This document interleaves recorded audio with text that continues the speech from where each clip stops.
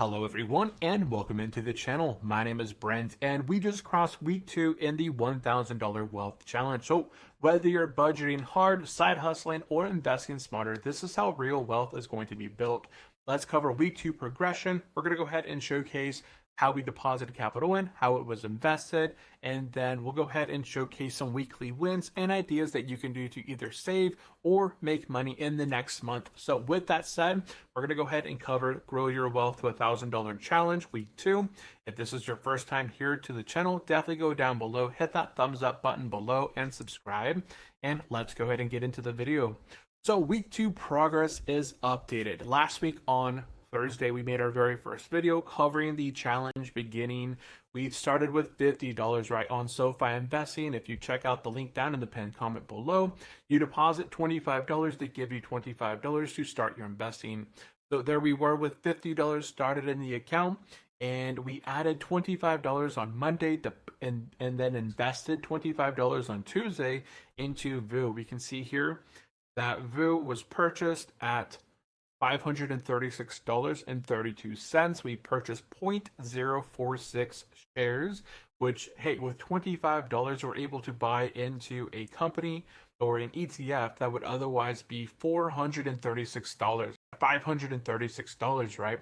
So on other platforms, you may not be able to use fractional shares. On SoFi Investing, here we are able to invest into not only the S&P 500, but with just $25. You can see our total shares now accumulated is now 0.14263 shares. The current market price is $542.26. We have realized $2.34, and our total value there at the time of this recording was $77.34. So that means that all in all, over the last week, the market has moved up 3.17% from last week when we started the challenge up until this Thursday. After close here on Thursday, the market moved up a whopping 3%. Now, it is important to note that 3% gains are not typical. On average, I believe that the average day gain on a weekly, daily basis is like 7 to 8% average per year, right? So it's it's not likely to get 3% gains. So it's all about long-term growth. And this challenge is not about fast capital gains, fast gains. It's about consistency and mindset, right? This is just about starting, beginning, getting into the groove of consistently depositing capital, whether it's $25, $50, $100, right? It's just about the mindset. So if you have more capital, you want to invest more, it's all about staying just focused on your plan and getting it going. So there's our weekly progress here, our 1 week.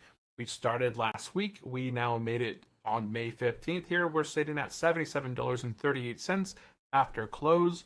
And I went ahead and created a tracker. We're going to go ahead and track the progress of this on a weekly basis. I'm going to go ahead and also have a way of downloading this tracker. If you guys are interested in checking out the full printout of this, you guys can also get, I'll have it referenced, in the pinned comment soon as I can. But every week we're going to be depositing $25 into the account. Every week we're going to be coming back and taking a look not only is our deposit progress going on a week-by-week basis, but also we're going to be monitoring the account value on a week-by-week basis. By week 40, we would have invested, if $25 would have invested on a weekly basis, on week 40, that would be our $1,000 point. So I do have it marked in green. Later on, we'll get there. But for the time being, you're going to see how this account will show not only appreciate in capital gains, but will begin to compound quarter after quarter as dividends are also paid out and reinvested into the account. Now, it went back up. So budgeting wins for this week. Some different ways that I was able to save a bit of money is that a group of my friends, our friends came in out of town and they wanted to go out multiple times per week, right? It's on my phone. We had notification after notification of, hey, we should go out for Thai food on this day. We should go out for sushi on this day. Let's go out and get some chicken wings on another day, right? So multiple times were they throughout the week that they really wanted to go get together, get some lunch. So myself, I usually buy Costco chicken drumsticks for about $10, and I prep my lunch on a weekly basis. So I let them know, hey, I will come and join you guys, no problem there. But I've already ate, and that in itself going out for lunch, going out for dinner, going out for drinks, that adds up to a sizable amount, not, from anywhere from $15, $30 to $50, right? So still, I was able to still enjoy myself, go hang out with friends while saving money, which was then used to invest, in the market. And so this is just a big factor to staying disciplined in your sort of plan is definitely a good habit to get into and mindset to just kind of set preparation right helps a lot. So I don't know if many of you guys out there like to prep your guys' food, but I love just, making some drumsticks, some rice, some cauliflower, broccoli, something on the side, and then using my glass Tupperware containers to just kind of prep my lunch up for at least 3 to 4 days. That way I always have something available and ready for me. Now, other ways that I was able to save this week is obviously I skipped my coffee and my tea. I usually make myself tea in the morning. That's usually my go-to thing in the day. I don't drink a whole lot of coffee. I make everything at home myself. Also, when shopping online, either through Walmart, Amazon, and other areas, I like to use apps like Rakuten and Ibolta. These are great ways to save money, not only when you shop through the websites at specific places, but a lot of times, like on Ibolta, if I go to Walmart and I don't use the online platform, I can then use my app and scan the receipt, and I'm able to get a little bit of cash back through that method as well. And there's other bonuses as if you guys would like to sign up for Rakuten or Ibolta, both of those have actually rewards right now for sign up for the platform. So that's $35 on Rakuten and $5 if I sign up for Ibolta. Ibotta.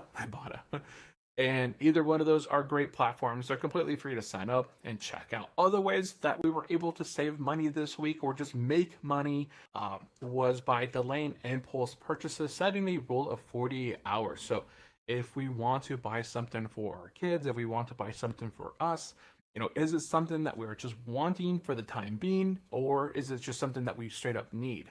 So a lot of the times, if we're at the store, we're looking at something. These impulse purchases kind of have you putting things into your cart that you may not need. So you set a rule of 48 hours, and you kind of write down, or just kind of talk about with your spouse or yourself in your head.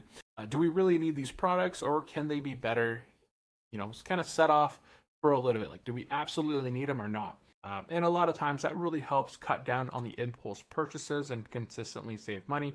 Other things we were able to do over the last week is we cleaned out our garage, and our kids now are not little ones anymore, right? My kids are both 5 and 10, so they've actually grown up out of this whole phase. We have a ton of equipment that were used when they were in their infancy, younger phase, such as the carrier and stuff. So we were able to put this on the Facebook Marketplace, list it for $100 that I bought something at REI years ago. And also I did a project in the backyard where I was doing a extended patio project. I did it all myself. I used some punch down equipment. I had a bunch of other equipment that I had purchased that I just do not need any longer in the future, right? So we were able to list these products just within the last few days and get them sold. So here's a product right here.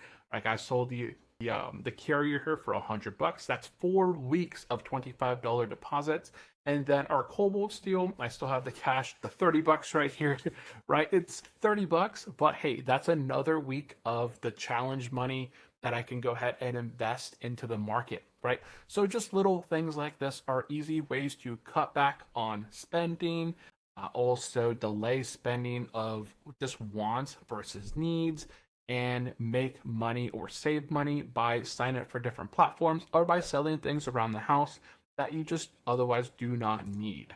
Now, obviously, you want to stay motivated in your journey, so focus on things long term, not the dollar amount. I do like to include the dollar amount in the weekly challenge just because you are able to see that steady deposit being invested into the market and also see your capital appreciation right there on the bottom.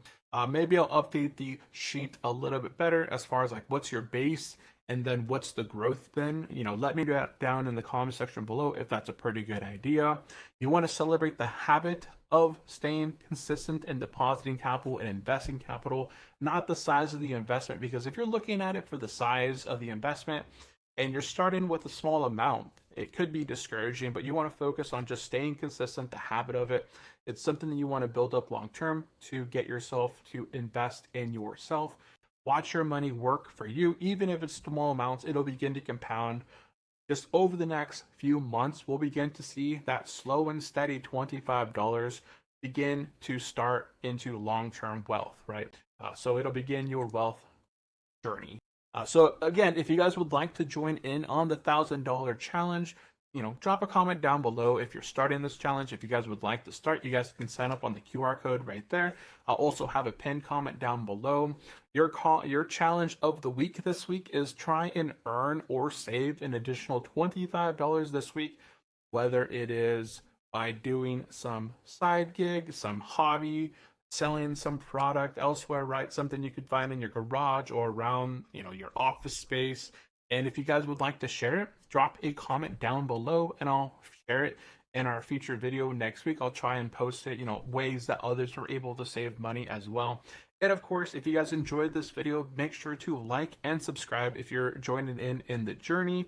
And let's grow together. Accountability really matters, like staying consistent, having somebody else to watch their progress, and you also joining in the progress. It just kind of makes it really easy and consistent. So that is going to be it for this video. I do appreciate everyone for tuning in.